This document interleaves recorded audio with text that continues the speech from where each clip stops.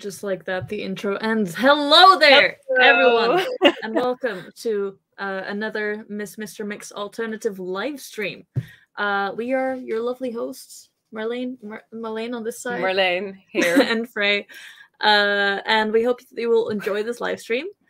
Tonight, we'll introduce you to the 5 nominees of this month who have participated in May's Challenge DIY Fashion. A challenge all about creating and altering alternative fashion for yourself. Yes. So, that being said, let's say hello to our 5 nominees this month. Hello! Yay! It's lovely to have you all here with us. From all entries that we had, you were chosen to join us in this live stream. Being here means you have the chance to be our winner this month and get sent a 100 euros in Attitude Holland web shop.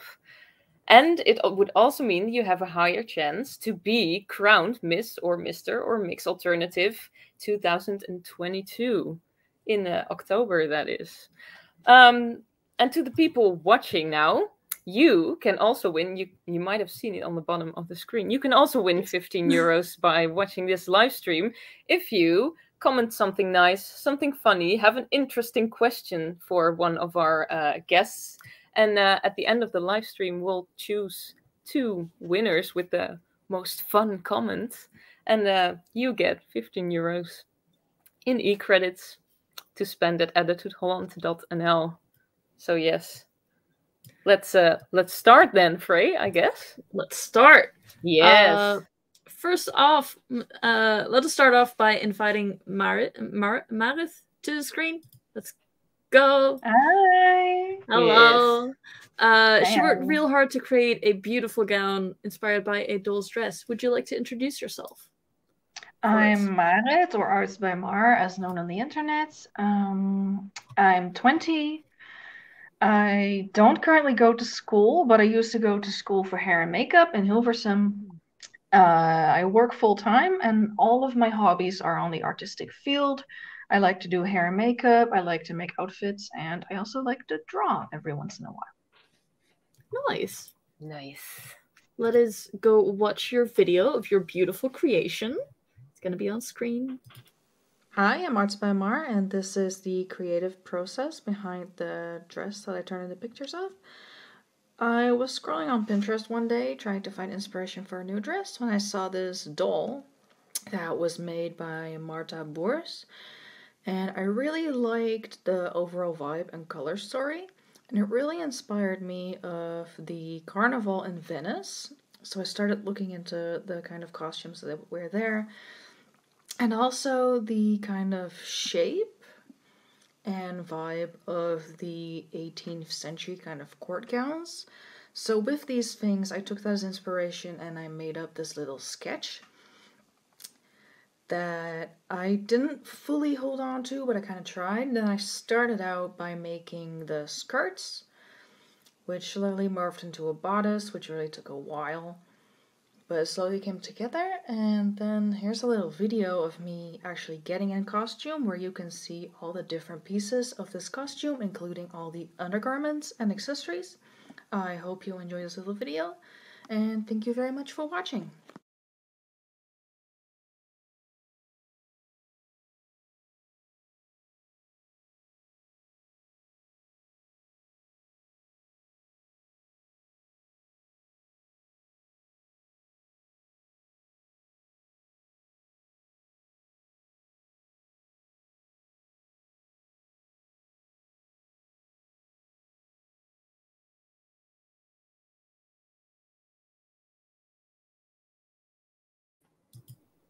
Yes. Woo!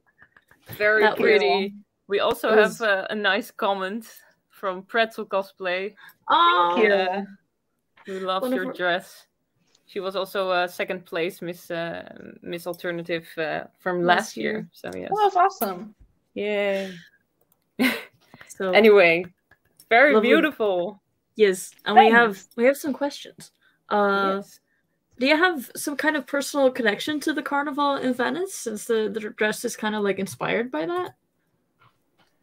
I don't personally. We did always do like the Dutch carnival at school.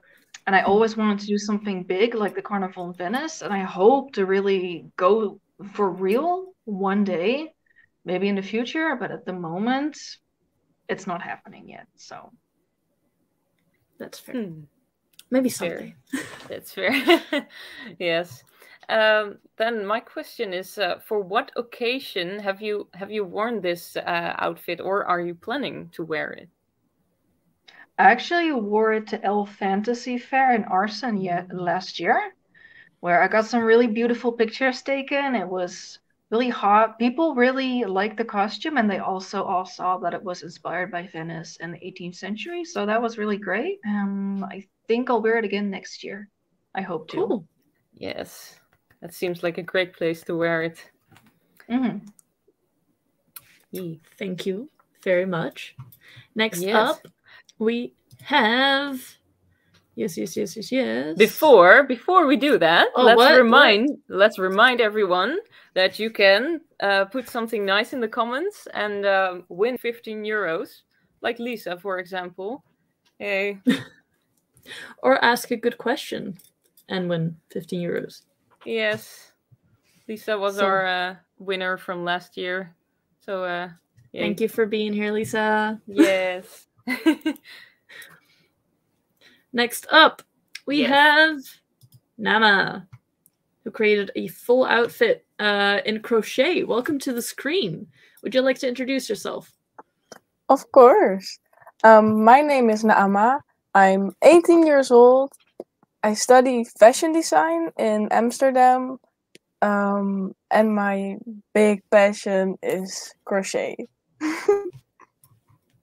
Shall we watch your little video? Yes. Let's go. Hey guys, my name is Naama. I am 18 years old and I'm a fiber artist. I learned how to crochet from my grandma, who passed away last year. To feel connected to her, I picked it up again. It became my biggest passion, and it's now my dream to build this into a business. A little insight on how to get started on a project. First, you need an idea or some inspiration, obviously. Then you choose your color of yarn and get your supplies.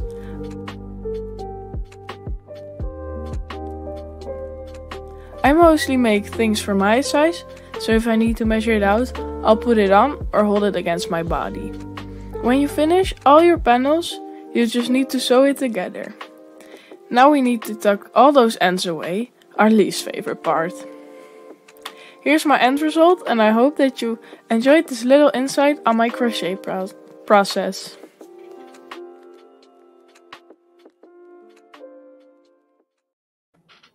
Woo! You really went out of your way to create an entire new garment for that one video. It appears in the video that you don't really need. Yeah, it appears in the video that you don't really need patterns when you create your pieces. Is that true? And if so, how did you learn this? That's right. I make everything just from an idea in my head. I learned how to crochet from my grandma, but when I picked it up again, I went on YouTube and watched so many tutorials. I ate so many things that I just learned how to make something without a pattern. Oh wow! It just that is really impressive. Yes, I can't imagine it right now. Wow. Do you have any other tips or tricks for people starting out with crochet? I really recommend going on YouTube and watch tutorials, because that is what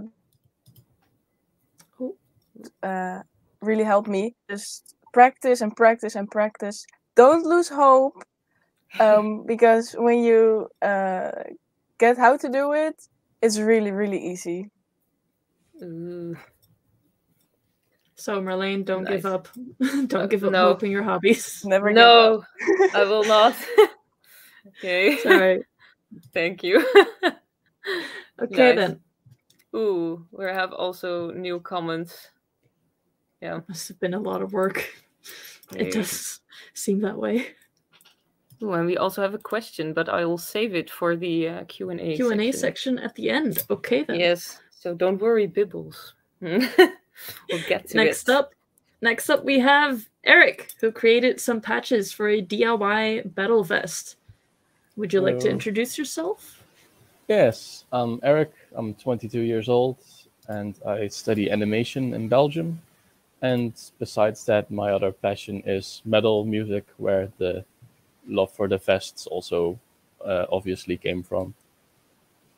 Nice. Let's watch your video. Where is it? There it is. Let's go. Hello, I'm Eric, and for this DIY fashion challenge, I tried something that I wanted to do for a long time now. I have some battle vests and I wanted to make my own patches. So I used some textile paints, got some textile to work on, and I started drawing these designs for the swords that have been enveloped by skull-headed serpents. It goes hand in hand with the stuff that I usually draw, and I really like that it fits in with the theme I have for this jacket, which is black, white and red. I really like how it looks. And yeah, I hope you enjoy it. It was very fun to do. I also made some more little personal patches for on here, and I'm quite happy with it.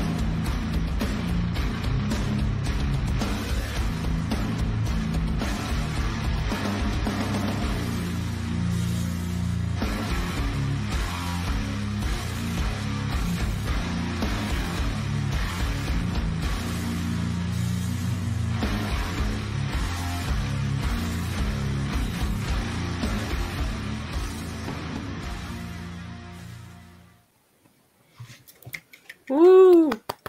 Thank you. Thank you for that beautiful video. Nice. Now, No problem. in the video, you mentioned that you also made some personal patches. I was wondering, what did you paint on them, and what did they mean to you personally? The personal ones are the two little ones I made that basically are that I have kind of made my own little logo, I guess, to kind of represent me on stuff like social media, but also in general. And my girlfriend has also gotten her own little symbol that she made, so I made a pair of those for me and one for her. So we got those on our vests. Oh, that's cute. Nice. Yeah. Ooh, I have a question, but I also get a nice question from Lisa in the comments. She loves your patches, and she asked if you ever thought about selling patches. I would love to sell patches or just like merchandise in general, because I like illustrating stuff. So I would like to do that. Though if I would want to sell patches, I'd probably be more confident if I had something to like embroider them, because that usually lasts a bit better. This I try to do more to like experiment for myself and stuff that I like to make, but if I ever get the chance, I would really like to. Yeah, nice. Makes Maybe sense. you can find each other on Instagram. Maybe. If there If you want is one, interest. feel free to hit me up. Yeah, you know the ads. It's right there. Missions open. But what material does one need to make patches for themselves? Well, the basic stuff is very simple. You just need cloth, really, in any shape you want. And for the painting, I just have this. It's just textile paints. You can get them in like arts and crafts stores or online. They're not that hard to find, I reckon. And usually they come with instructions. Some say you have to iron them after on to like seal it in. Others don't. So kind of depends on what you get, but it's not really hard to find, and it's a fun thing to try for yourself. So I'd really recommend it. Yeah, Nice. And in the future, you could need an embroidery thing. I would love to, but I'm feel like kind those of scared machines to are kind figure of out how one of expensive. those works. Mm. Yeah, also that. Thank you, Eric. Yes. Yes. Once again, there is a reminder that if you leave a fun comment or a question in the comments, wow, you have a chance to win 50 euros in e-credits. So don't forget about that. Feel free to, I don't know, make profit. Of watching this, I don't know. Just one follow-up thing from Lisa here. Ooh. She advises you to use a silkscreen press. I don't know what that is, but sure you can figure it out. I've heard of those. That might be interesting to take a look at. Really, thank you for the tip. Yay! Nice. Anyway, next up we have Evelyn, who created a historically accurate stay. Hello, Evelyn. Would you like to introduce yourself? Hi. I'm Evelyn. I'm 22 years old, and I'm from Leiden. I study history there, and sewing, and all sorts of other creative hobbies as drawing and makeup and all sorts of things have been hobbies for mine for like forever. And the last couple of years, I'm mostly doing historical sewing. So most of the things by hand takes up quite a lot of time, but it's really fun to do. Yeah. Nice. Let us show the video and show your creation to the audience.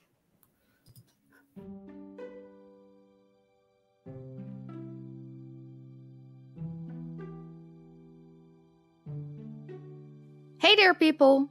I'm Evelyn and this is my entry for this month's DIY Fashion Challenge.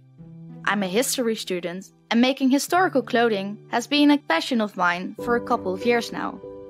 This project was a recreation of a mid-18th century pair of stays, the precursor of the corset. I used a pattern from the book Patterns of Fashion 5 and altered it to my own size. Most of the garments that survived from this period are smaller sizes because the fabric of larger ones could be reused to make other garments.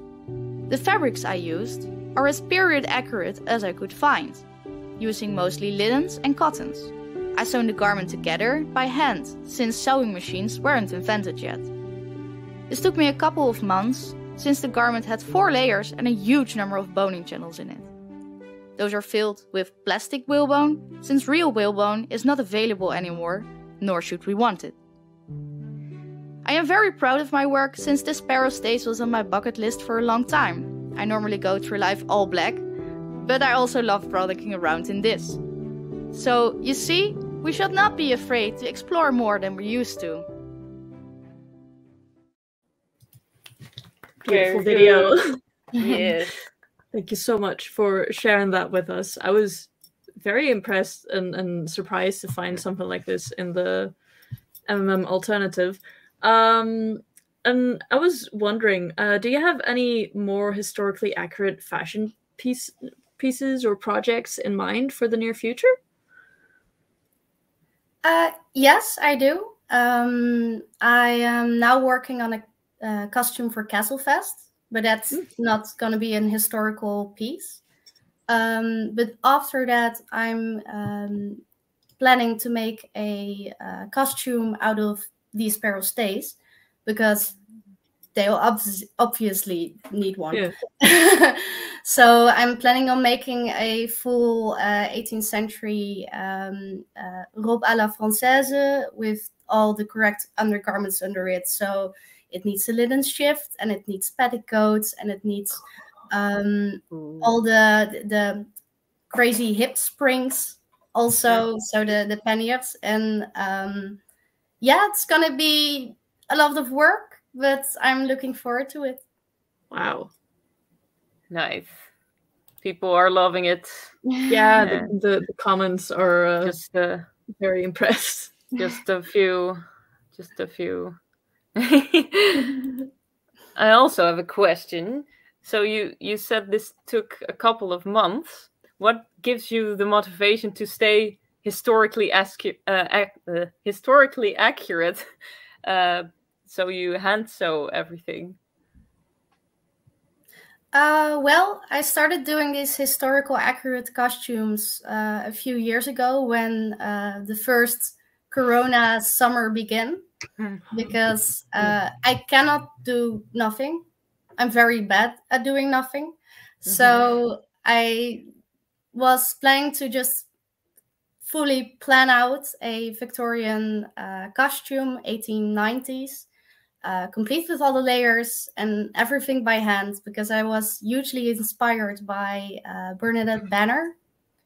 Most people that know a little bit about historical sewing or have heard of it via Bernadette Banner, because she's just amazing. And yeah, they take ages to complete, and you're turning crazy about halfway most of the times. But it's like really fun to just do the experimental archaeology and just fully go into it as the people years and years back would have made them too. Yeah. Nice. I can imagine that you feel like one of them, or by doing that. Nice. But it's also very much work, and you're just going to get crazy. Yeah. Not another option for that. But you just have to accept that then, I guess. I guess that's just part of the costume then, the craziness. Yeah. Yes. Nice. Next up, we have Karina. Yes. Our last candidate. Our last candidate. Yes. Ooh, hey. Oh, you've got the thing with you. Yeah, I can't leave him out. Now, can I? Yes. Last but not least, here's Karina, who created that adorable bunny. It's a bag. Karina, would you like to introduce yourself? Yeah, well, my name is Karina. I'm 23 and I have studied fashion. And I've always been interested in making clothing and costumes. So yeah, that's what I'm still doing. I also currently work in a fabric shop, so that doesn't really help the inspiration. Constantly surrounded by fabrics. Oh no. Yeah. You get better. You get better at just resisting. Let's go watch the video, shall we? Going through one of my Lorilla fashion books, I stumbled upon a pattern for a cute little plushy bunny bag, and I just knew I had to make it. After cutting it out of the softest fabric I could find, I started assembling the plushie. I actually broke 3 needles in the process because the ears are lined with a plastic wire as well as some boning to keep them up straight. Yet, when I was done, it felt like something was missing, but I didn't know what. And after watching a person's video of how to make a bunny doll, I realized what it was, a little jacket, so that's what I started making afterwards. First I needed a pattern, so I pinned fabrics to the plushie doll and cut out the pattern pieces. After that I transferred them to paper and put them onto fabric. For this project I picked this blue velvety fabric. Since the pattern is so tiny, I can just use scrap pieces of fabric, like this blue one from a dress I am making. The process of making the jacket was pretty interesting, since I'd never done anything like this before. I was constantly trying it on the bunny doll to see if it was still fitting. But in the end, it all worked out. After I finished sewing everything together, there were only a few things left to do, like adding some snaps in the back to close it, adding a little pocket, and putting on the buttons, and the jacket was done. I'm so happy with how it turned out, and I think it really completes the look of the doll. I have both a red and a blue one, and I love them both very much.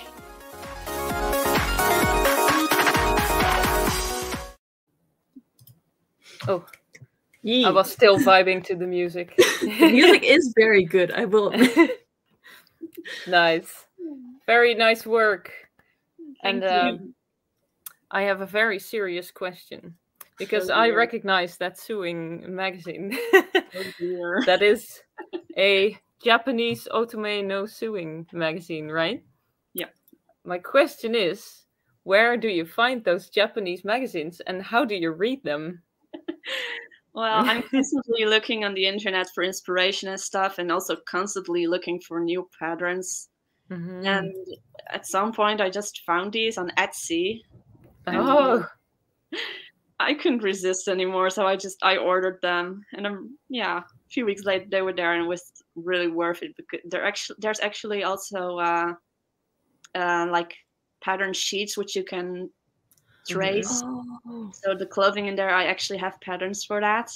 I nice. have to modify them a bit because Japanese sizing is a bit different from European, but it's worth it. I love them. Well, that's Nice. amazing. Yeah. That's like part of that.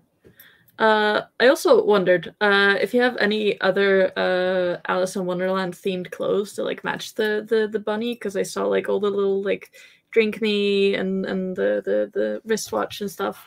Like, yeah. Do you? Yeah, I'm actually working on a costume of Alice in Wonderland, and well, not this blue, the red fabric, but this blue fabric is actually from a costume piece. Like, this is part of the shirt. Ooh. Oh, wow. As you can see, it's the same fabric. So if I want to make another jacket for the bunny, I can just use scrap pieces of fabric. And it's really funny because I planned on making the whole outfit like completely blue, and then I made a red jacket for the bunny, and it was like I should add some red into my costume, so like with a pendant or something on the bow on the neck. So it's funny how creating something can just alter your ideas for other designs. Yeah. Cute. Nice. So you'll create your own version of Alice in Wonderland. Yep. Nice. Well, I think that was our last candidate, right, Frey? It was. Which also means that I have to leave for a bit, and I'm leaving Marlene in charge. Yes. When Frey comes back, they will announce the winners for the most fun comments and the winner of this month's challenge. So, hello everyone. I'm in charge now. Beware. I've prepared some questions that we can all discuss.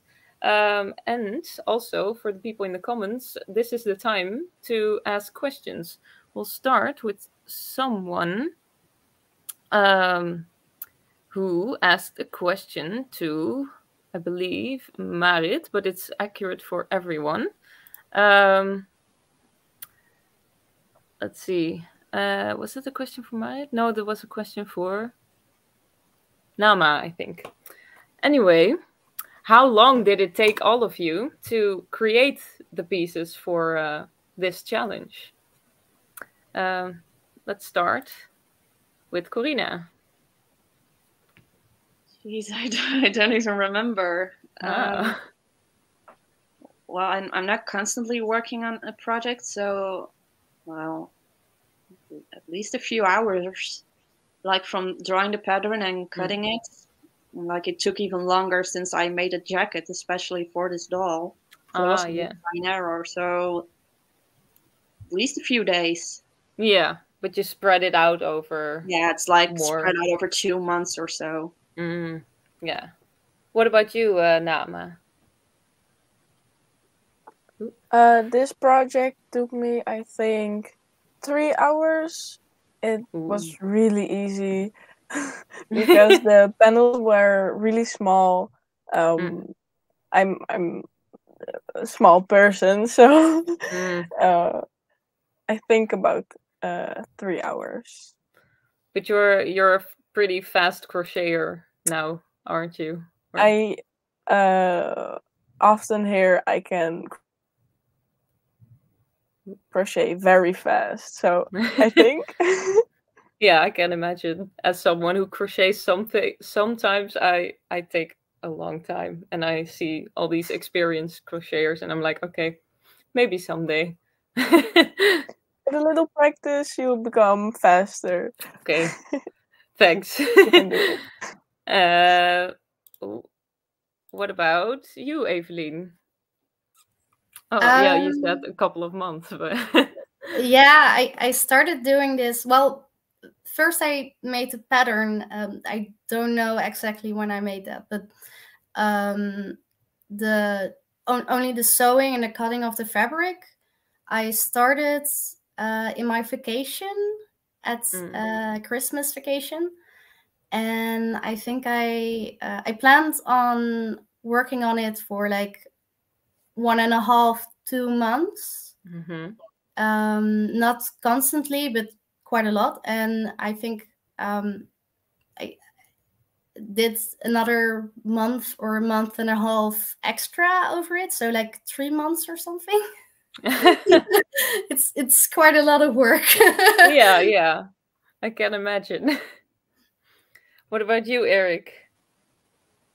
Well, because I enjoy doing it, and I usually have like music on something, it feels like it took like 10 minutes, but it probably took somewhere closer to an hour when you consider like thinking up a design and letting the first layer dry, then the second layer. So probably a bit longer, but it feels like time flies by. So, but it also kind of depends on the patches I made for the challenge. They were a bit more like trying it out, so they weren't very complicated. But if I were to try to make a bigger one, it would probably take a bit longer. Yeah. That's still pretty quick. It's better than 3 months. Yeah, sure. What about you, Marit? All undergarments included, probably like half a year, I think. But there's a lot of pieces though. The dress itself, maybe like 3 months. Started in like April-ish, and it was finished like the day before, so that was September. Whoa. Pretty long, yeah. Pretty long, yeah. But you have also a very big and detailed costume, so I can imagine it takes that long. No sewing machine either. Oh! Yeah. Wow. I still need to invest in one. Damn. Whoa. That's impressive, y'all. We have a next question from Lisa, which is a pretty fun question. Good luck. You all did so amazing, and I can't wait to see more from you. Thank you. Thank you on behalf of everyone. Question for everyone. Where do you get most of your inspiration from? That's interesting. Let's start with Corinne. Where do you get most of your inspiration from? Yeah, series, movies, books, just pictures online. I'm sure a lot of you can relate. I have like 10,000 pictures on my phone, all of things that inspire me for like costumes and other things. So yeah, like a bit of everywhere. Yeah, mostly anime series and that stuff. That's hell yeah. Relate. Yeah, Frey, join us for this question, and then you can announce winners, right? Oh no, where do I get my inspiration from? Furbies. I don't know. Hi. Furbies.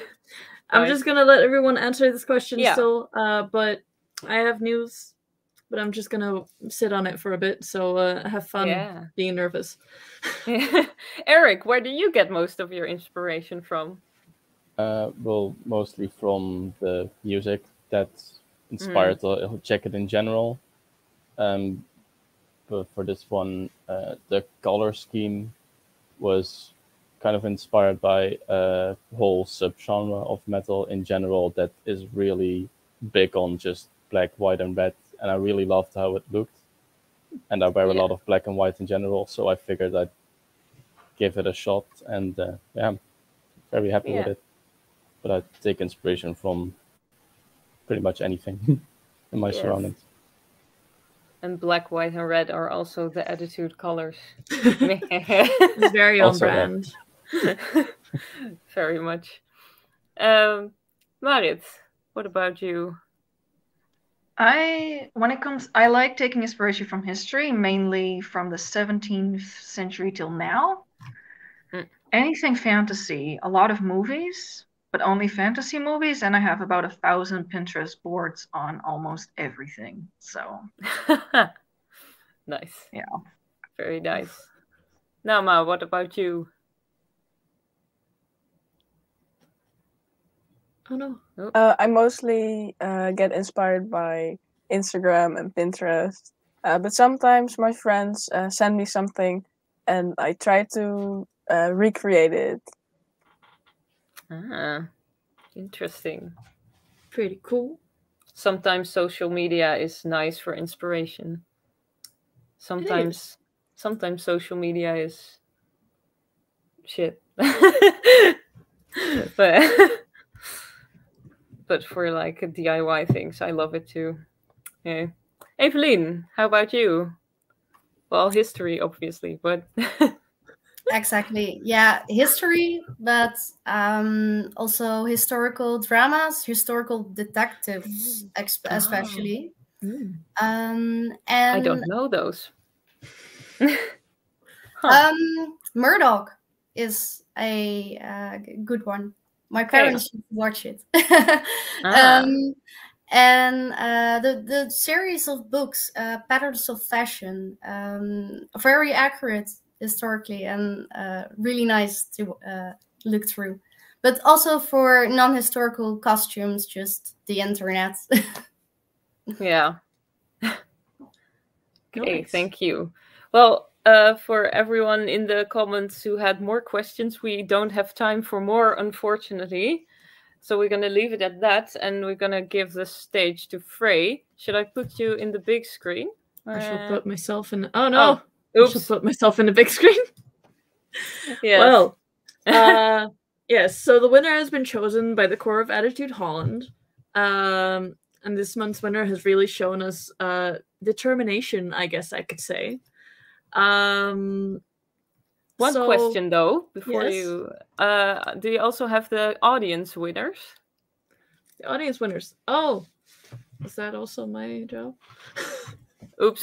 Okay. Anyway, audience winners are coming up, but after this, yeah, sure. Because first off, the winner of this month of Miss Mr. Mix Alternative is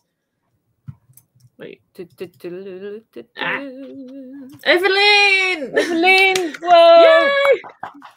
Congratulations, you are the winner of 100 euros in Attitude Holland's e-credits. And you are one step closer to becoming Attitude Holland's Miss Mr. Mix Alternative 2022.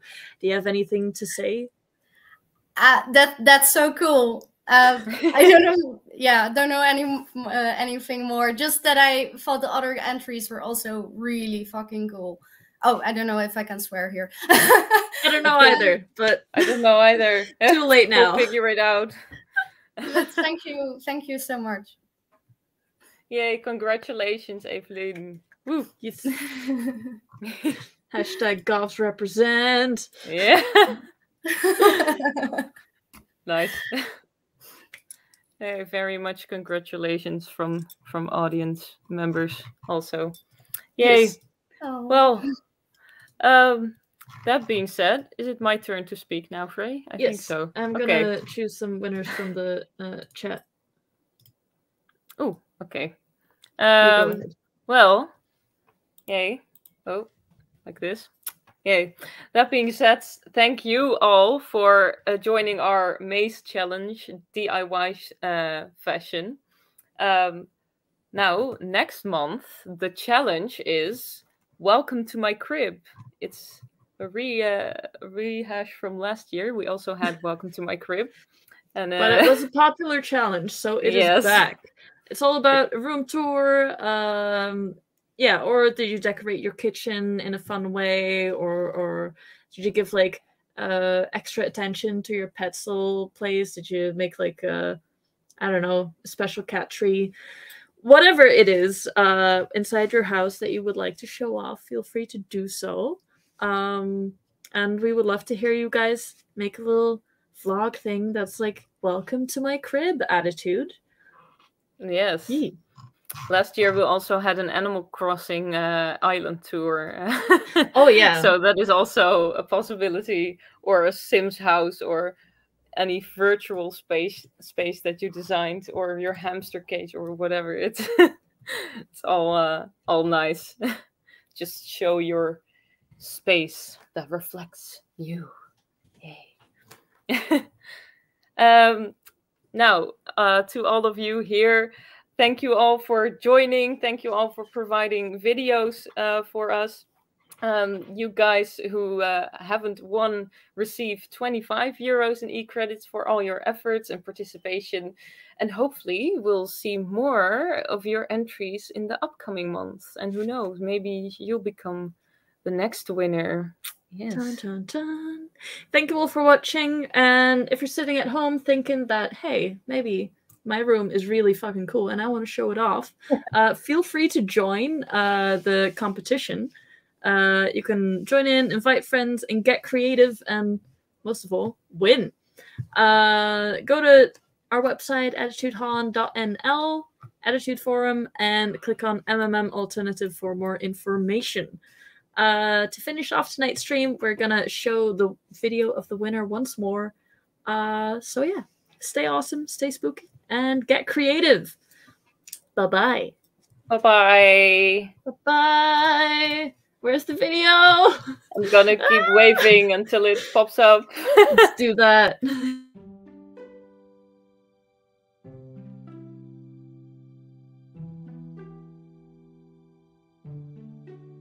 Hey there people! I'm Evelyn and this is my entry for this month's DIY Fashion Challenge. I'm a history student and making historical clothing has been a passion of mine for a couple of years now. This project was a recreation of a mid-18th century barrel stays, the precursor of the corset. I used a pattern from the book Patterns of Fashion 5 and altered it to my own size. Most of the garments that survived from this period are smaller sizes because the fabric of larger ones could be reused to make other garments. The fabrics I used are as period accurate as I could find, using mostly linens and cottons. I sewn the garment together by hand since sewing machines weren't invented yet. This took me a couple of months since the garment had 4 layers and a huge number of boning channels in it. Those are filled with plastic whalebone, since real whalebone is not available anymore, nor should we want it. I am very proud of my work since this pair of stays was on my bucket list for a long time. I normally go through life all black, but I also love frolicking around in this. So, you see, we should not be afraid to explore more than we used to.